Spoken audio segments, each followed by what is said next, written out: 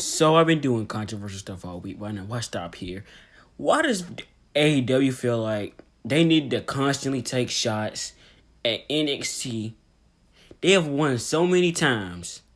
But yeah, they feel like, oh, we need to take shots. We need to cause controversy like I'm doing right now. So we need to take shots, more and more shots at NXT. Oh, we lost a few battles. We lost like 4 matches. We lost like 4 ratings wars. But no, we can't get over the fact that we lost. We got to bring up demos. Yeah, I said it. If any AEW fanboy has anything to say about it, I don't care. I really don't. Because it's getting, as much as I like AEW, when you constantly take shots at other companies, you remind yourself of another company like WCW, and it almost gets tiring at this point. It's been 3 weeks in a row now. 3 weeks in a row, pretty much now, where you've taken shots at other companies, at another company. It's getting ridiculous at this point, how they constantly take shots at NXT.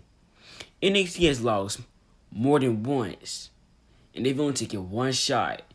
Although WWE started when they pretty much mentioned it in that Seven Saints segment, ever since then, WWE has really rarely mentioned it, did any kind of shots or anything like that against AEW. But AEW just feels like, oh, we need to keep doing this. We really do. The demo god, really, Chris Jericho.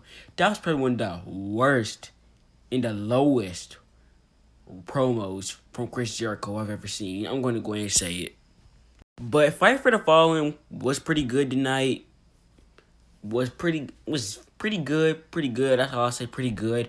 The 6-man tag team match, I saw parts next, but I switched to Lee versus Dijakovic for that match. But based on what I saw, it was pretty good. I didn't see Sonny Kiss versus Cody Rhodes, but I heard he had a great match as well. But let me just go ahead and say this big word. AEW is gonna start losing credibility once people realize that they gotta keep taking shots to cause controversy and cause attention on themselves. It's getting ridiculous at this point. I'm gonna go ahead and admit it. Fight me all you want on that, but that's my opinion. Like I said, I didn't get to see this match, but I heard Cody Rhodes and Sonny Kiss put on a good match. It's kind of ridiculous, the opinions or the stuff I see saying about Sonny Kiss, calling her all types of homophobic stuff like that. And I apologize for that, just what I just said earlier, just now. Hope nobody gets offended by that. But it's kind of ridiculous what people say about her, the homophobic stuff. I just apologize again. The homophobic stuff they say about him, it's very ridiculous. And it's really ridiculous to comparing him to the Velveteen Dream. The Velveteen Dream, for one, Sonny Kiss is not a homophobe as far as I know. The Dream is a complete piece of crap homophobe. I don't care about his wrestling wise. I don't care what he's done in the wrestling industry. He's a homophobe. I mean, that's all everybody's going to remember him now. Homophobe, based on all the allegations. Argue me on that, but pretty much there's been twice people have accused him of the same thing. There's pretty much no arguing with that anymore. But people complain so much about Kiss, him being in a, match. But guess what? He managed to go all the way up to 10 in trending. Top 10 trending. That's good for a person like Sonny Kiss, who is not known all that well. So good for him and good for Cody Rhodes. And I can't wait to see who accepts the TNT challenge next week or whatever. So I saw somebody say that, what was it? That 6-man tag team match tonight. Bull crap. This was the match of the night.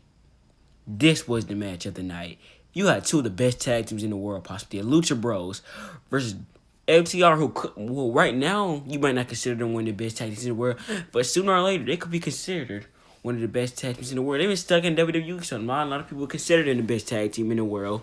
But these 2 put on a great match, and it's going to be interesting to see this kind of alliance or friendship or bond that FTR has against Hangman Page. They were drinking during the match against Kenny Omega's match. What was it, Kenny Omega's match? Yes, during Kenny Omega's match. And then Kenny Omega pretty much got beer or something thrown on him by the FTR. So, gonna be interesting to see whether Kenny Omega's the one that turns or Hangman Page is the way that turns. So I like how AEW is kind of leaving us guessing into what will actually happen It don't pretty much give it away or who will actually turn on each other.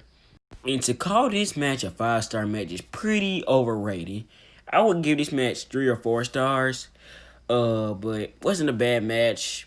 Jungle Boy, I really like, in my opinion. I really do like. Luchasaurus, I like him too. I don't really care for Marco Stunt. Going on, but this match was not bad. I feel like people overrate the Young Bucks a lot, but not gonna just make this an AEW criticize video. But the Young Bucks are good, but people overhyped them. I'm not even gonna call them overrated.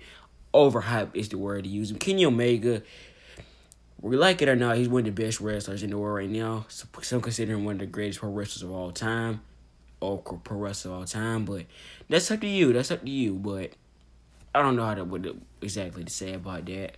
But not a bad match, but definitely not a 5-star match, in my opinion. 4 or 3 stars is fair enough. And we got the main event, the match I was waiting for. My boy, Mox, finally returned. He went up against Brian Cage, the FCW champion. They pretty much already said this is not an official or champion already or whatever in the AEW or whatever you want to call it. I really enjoyed this match, but I was not expecting the ending of the match, how the match went down. Pretty much Brian Cage was pretty much in that armbar, and Taz pretty much threw in the towel. That's how it ended, and pretty much I like the end of this match as well. It was very excited to see Darby Allin back on AEW. He hasn't been seen he hasn't been seen in action since that match at Double or Nothing in the ladder match, Casino ladder match.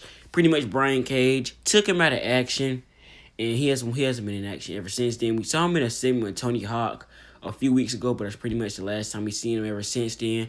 So it seems like we're going to be either getting Mox versus Darby Allin or Cage versus Darby Allin. Cage versus, I really would like to see Mox versus Cage. Mox versus Allin. That seems like a very enjoyable match, in my opinion. But the final rating I'd give this show was a B.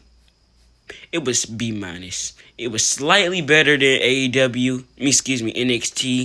tonight, but to give it an A would be a little bit biased or a little bit overrating a little bit, but I feel like B is a fair enough rating to give this show, just slightly better than NXT tonight. Slightly. If not for the FTR, that tag team, the 6-man tag team match, probably wouldn't have been as much better, to be honest. But I said what I just had to say about the Chris Jericho segment. I'm getting tired of them taking shots at WWE. It's getting annoying at this point. How they're just getting attention by taking shots at people. But I'm not going to get into depth in that anymore. Anyways, I hope you guys enjoyed our review. Subscribe. Hit the bell icon for more reviews. I do them every week, every day, every week almost. Subscribe. Hit the bell icon. Comment down below what you think about the show. Thanks for watching. See you guys in the next video. Peace out. Wait, completely forgot about this. My bad. Vicky Guerrero returned tonight. Married AEW was short of AEW debut. She'll be Lana Laura's manager. I completely saw this coming, so don't know what more to say about it. But it's good to see somebody noticeable on being a manager, Nyla Rose. So can't really complain here.